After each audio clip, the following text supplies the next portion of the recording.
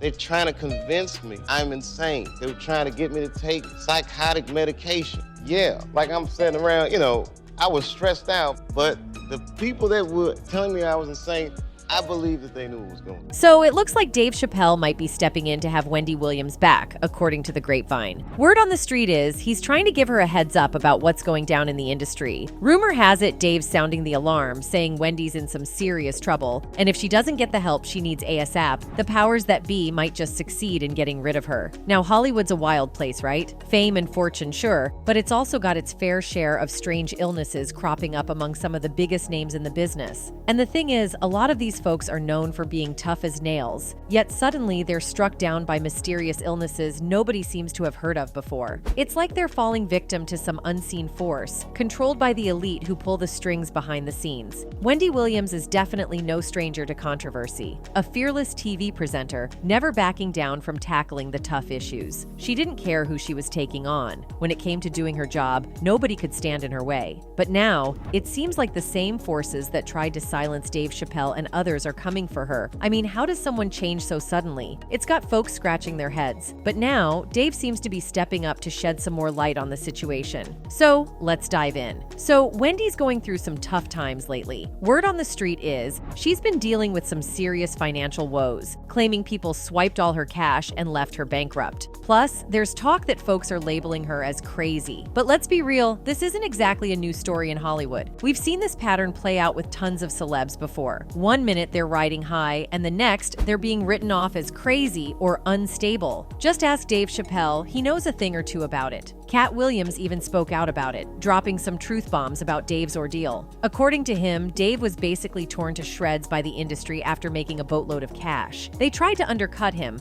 offering him peanuts compared to what he was owed. And when Dave tried to stand up for himself, they hit him with the crazy label, trying to silence him and tarnish his reputation. Dave Chappelle was decapitated in front of her. They said, your fans will believe that you're a crazy crackhead by the time you get home. And my guy on the flight in LA, and by the time he got to Ohio, it was so. And here's the kicker. The ones poisoning or K-wording us aren't some distant enemies, but the ones we break bread with, the ones we call family. It's a harsh reality, but it's true. And if you've seen that Dave Chappelle and OPR Winfrey interview, you'll know exactly what folks are talking about. Something about that sit-down gave people a whole different vibe about OPR. She seemed to be pushing a different agenda. So Dave rolled up on her show to spill the beans on why he turned down a whopping $50 million offer from Comedy Central and dipped to Africa. He was trying to explain that big money deals isn't all sunshine and rainbows. They come with some serious strings attached. But OPR wasn't letting Dave off the hook that easy. She kept pressing him, trying to make him admit he went off the deep end. Dave was like, yo, enough is enough. OPR hit him with questions like, colleagues reported you became increasingly paranoid. Would you say you were paranoid? And Dave, being the legend he is, responded with, sure, what's a black man without his paranoia? You win $100 and you're still looking over your shoulder on the subway. Colleagues were quoted as saying that you had become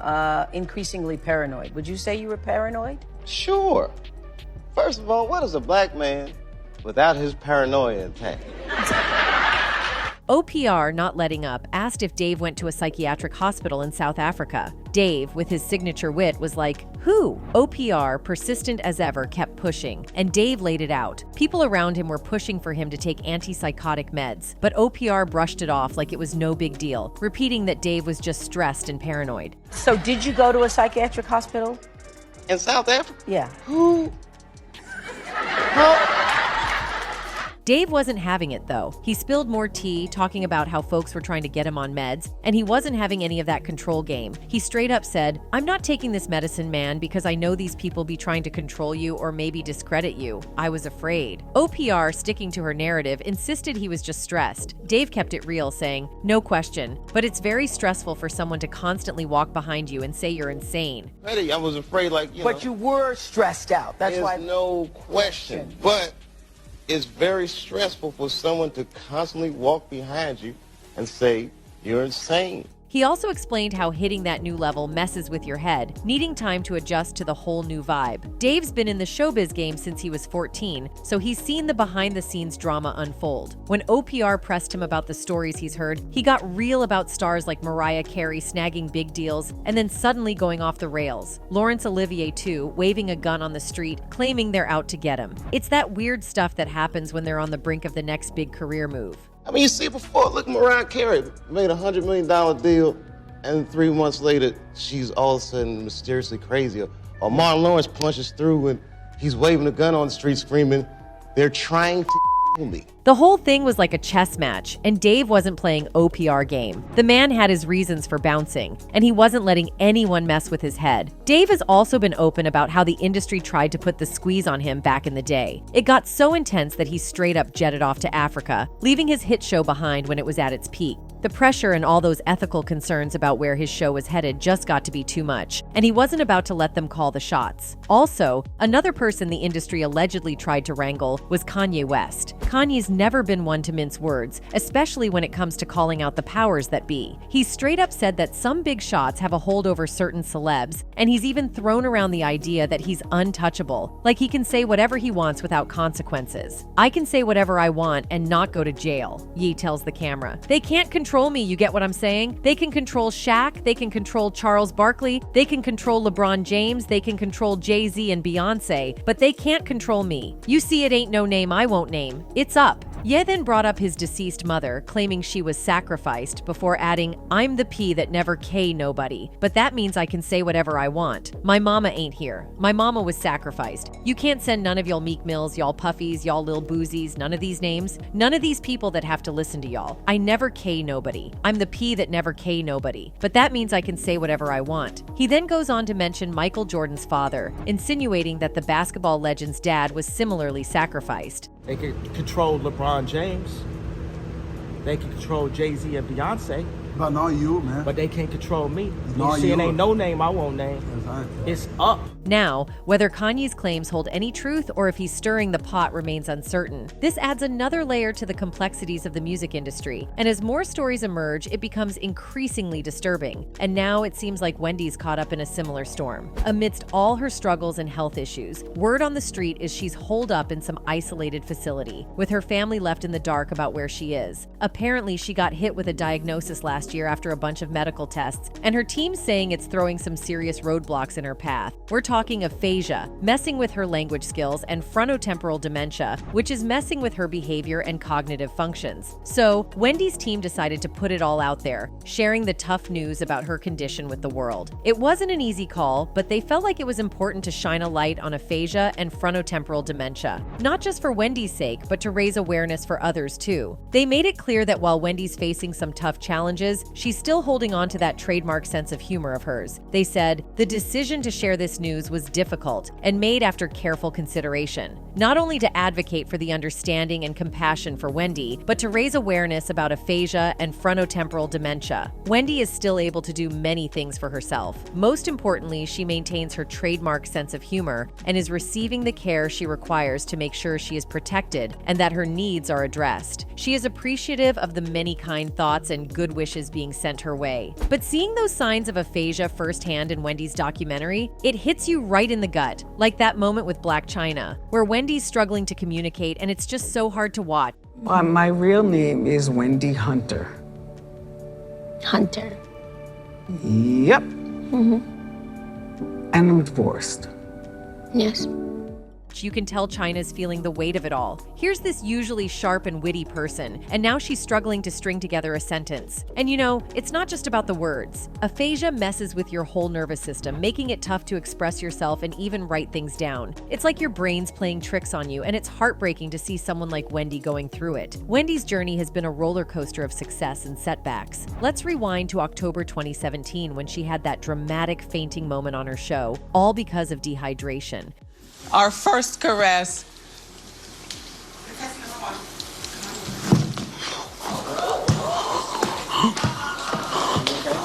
From from then on, her personal life became headline news for a solid 2 years, thanks to a mix of health issues and her relationship saga with Hunter. In February 2018, Wendy dropped the bombshell she's got Graves' disease causing hyperthyroidism. And guess what? This wasn't a recent diagnosis. She's been battling these conditions for nearly 2 decades. The pressure behind her eyes sometimes gives them a distinct look, and she rocks wigs in public because her thyroid situation has thinned out her natural hair. But wait, there's more. Wendy accidentally fractured her shoulder in December 2018. Like, can this woman catch a break? In March 2019, she revealed she'd been living in a sober house for a hot minute and dealing with vertigo. And just when you thought that was enough, later that year, she shared that she got hit with lymphedema, a condition causing swelling in her ankles. All these health challenges forced Wendy to take several breaks from hosting her show. We're talking 3 weeks in 2018 and a whopping 6 weeks in 2019. And if you thought her personal life was on cruise control, think again. In April 2019, she dropped the D-bomb divorce. Irreconcilable differences led her to call it quits with Hunter after he fathered a baby with a mistress. And now, she's dealing with aphasia and frontotemporal dementia. It really is unfortunate. Now, typically, FTD comes with these big shifts in behavior and personality, plus struggles with language, which, let's face it, doesn't exactly align with Wendy's gig as a talk show host. I mean, her whole thing is communicating with flair and wit, so you can imagine how tough this must be for her. But here's the thing, aphasia and FTD don't just pop up out of nowhere. It's a slow, gradual process, and we might have started noticing some of those struggles in her interviews before. Oz, I know, many people. Dr. Oz, by the way, you know Dr. Oz? Of course, yeah. All right. Now, while aphasia might mess with her ability to get her words out, it's not a knock on her intelligence. She's still sharp as a tack upstairs. It's just a matter of getting those thoughts from brain to mouth. That's the challenge. But the thing that's really tugging at heartstrings is learning about how Wendy's been taken advantage of by some shady characters in her inner circle. It's like they've been draining her bank account and not looking out for her best interests. Thank goodness her family's stepping in to try and undo some of that damage. With her documentary dropping soon, which is originally meant to be Wendy's big comeback, it's turned into this raw look at her battles with these diseases, with the producers seemingly hovering around her without really knowing what's going on. It's got folks wondering if they're just cashing in on Wendy's struggles. Plus, there's this whole thing about her family not being able to connect with her, which adds another layer of worry to the mix. She goes, and all of a sudden there was just this wall that went down, and the family was blocked out. It was in April of 2022, and the contact from that point on has been so limited. So, since May 2022, Wendy has been living under this legal guardianship deal that's got folks talking. Basically, this guardian's calling the shots when it comes to Wendy's finances and health, and she's been tucked away in some mystery facility for the past 10 months dealing with cognitive issues. Now, here's where it gets a bit murky. Wendy's family is saying this court-appointed guardian is the only one with direct access to her. They can't just pick up the phone and give her a ring. She has to be the one to call them. Have you been able to be in any kind of contact with her since she's been there? Yes, but again, same thing with this answer, it's layered.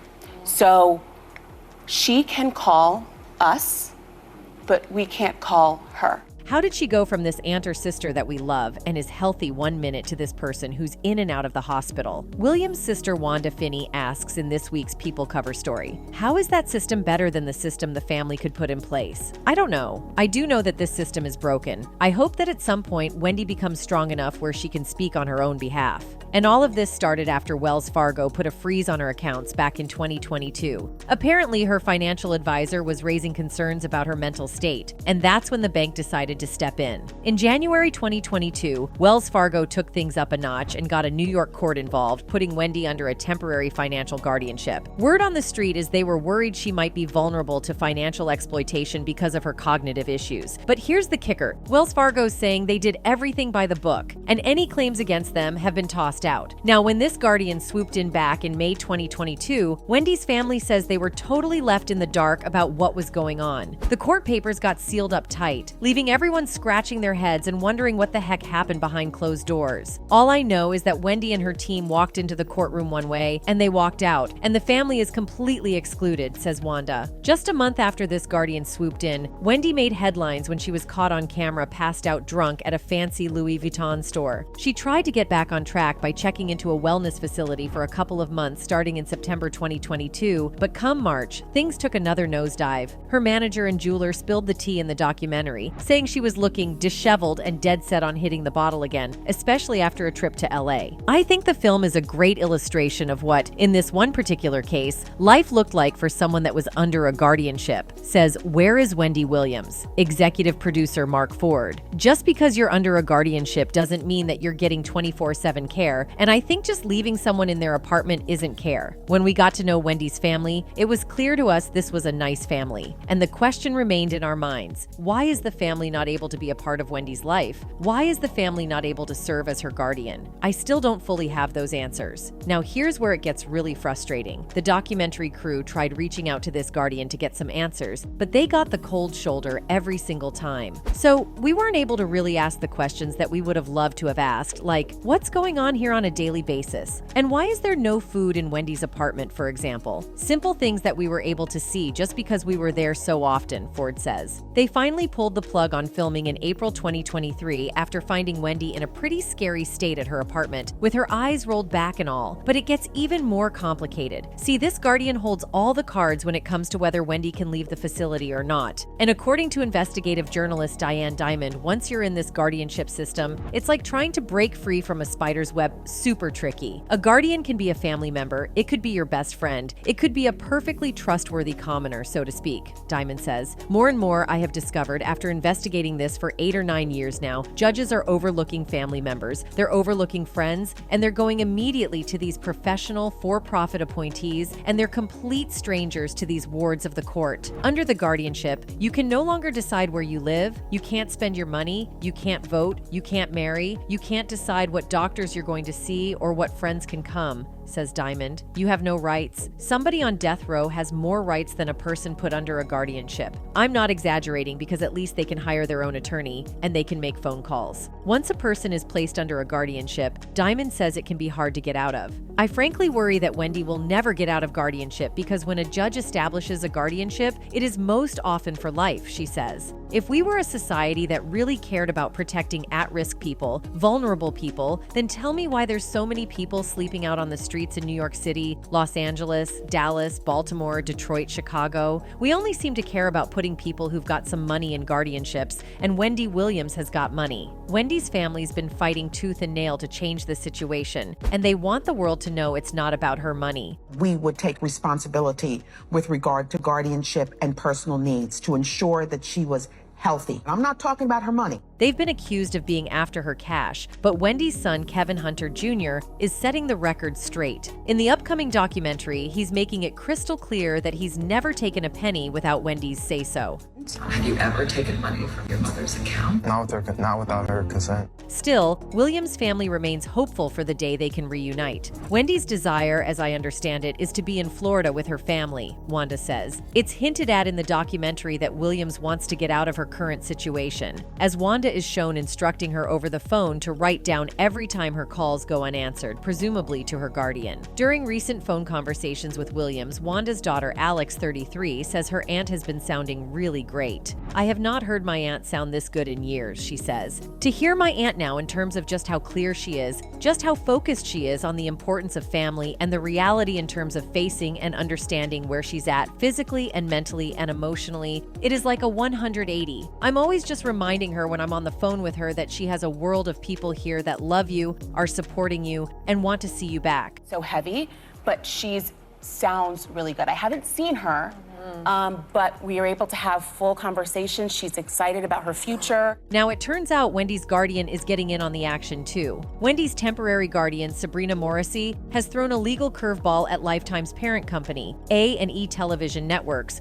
right before they drop a documentary about the legendary talk show host. According to The Scoop from Page 6, Morrissey went and filed some super secret lawsuit against the network earlier this week. They've kept the details under wraps, but it seems like Morrissey's gunning for a temporary restraining order and maybe even an injunction. What's all the fuss about, you ask? Well, it looks like they might be trying to slam the brakes on the documentary's release. Now, here's where things get really interesting. Nobody's quite sure why Morrissey's gone all legal eagle on them, but a restraining order could mean they're trying to put the kibosh on this whole documentary business. And get this, the court docs were slapped down just before the Where is Wendy Williams two-parter was supposed to hit the airwaves. They've set up a hearing for next week to decide whether to keep those documents sealed. But with the documentary set to drop before the big meeting, who knows? A judge might just have to step in quick to sort out this whole mess. So what's the deal with all this legal drama? Are they trying to shield Wendy's reputation? Or is there something else they're desperate to keep under wraps? It's a total whirlwind, and it's breaking hearts left and right to see Wendy caught up in all of this. Yeah, there's definitely some shady stuff happening behind the scenes in the industry, and it's sad to see so many of our favorite celebs getting caught up in it. Hopefully, we'll see more voices like Dave Chappelle speaking out about their experiences. But what's your take on all this? Drop a comment below, and we'll see you in the next video.